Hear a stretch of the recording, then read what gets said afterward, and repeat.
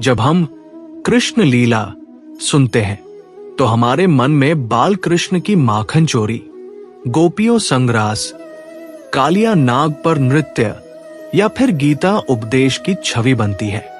लेकिन क्या ये सब केवल कहानियां हैं या इन लीलाओं के पीछे कोई गहरा जीवंत संदेश छिपा है? श्री कृष्ण की हर लीला, हर घटना, हर निर्णय जीवन के किसी न किसी सत्य को दर्शाता है। जब कृष्ण माखन चुराते हैं तो वो हमें ये नहीं सिखाते कि चोरी करना ठीक है, बल्कि वो कहते हैं जो शुद्ध है, जो सत्व से भरा है, उसे पा लेना ही असली उद्देश्य है। माखन यहाँ हमारे मन की निर्मलता का प्रतीक है, जिसे पाने के लिए कृष्ण बाल रूप में प्रयास कर रहे हैं। जब वो रास करते हैं गोपियों संग, तो वो कोई भौतिक प्रेम नहीं था, बल्कि आत्मा का परमात्मा से पूर्ण मिलन था। हर गोपी प्रतीक थी एक भाव की, किसी में श्रद्धा, किसी में समर्पण, किसी में प्रेम, और कृष्ण उन सब में समाहित होकर पूर्णता को दर्शाते हैं। कालिया नाग पर नृत्य करना, इसका अर्थ है जब जीवन में विष फैल जाए, जब नकारात्मकता हमें घेर ले, तो कृष्ण जैसा संतुलन और साहस ही हमें बचा सकता है।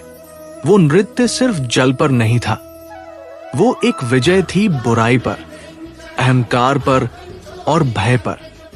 कृष्ण की बांसुरी वो कोई वाद्य यंत्र नहीं, वो जीवन की आवाज है जो कहती है जब तुम भीतर से खाली हो जाते हो, तभी ईश्वर तुमसे संगीत बजाता है।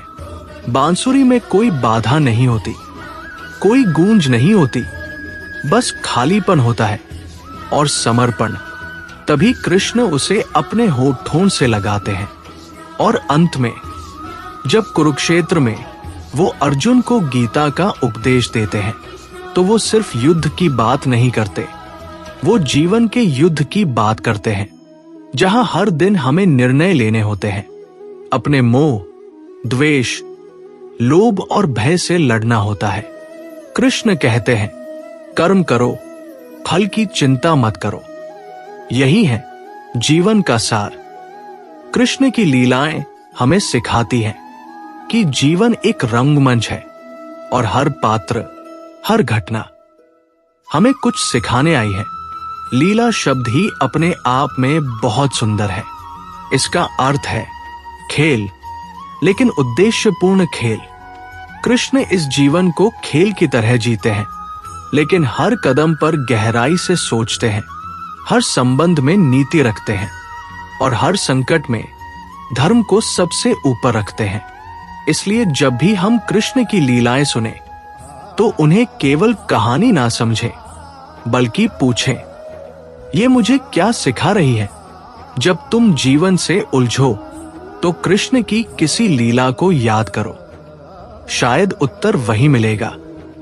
अगर ये विचार आपके मन को छू गया हो, तो इस आध्यात्मिक यात्रा में हमारे साथ बने रहिए, क्योंकि यही है मन का मार्गदर्शन।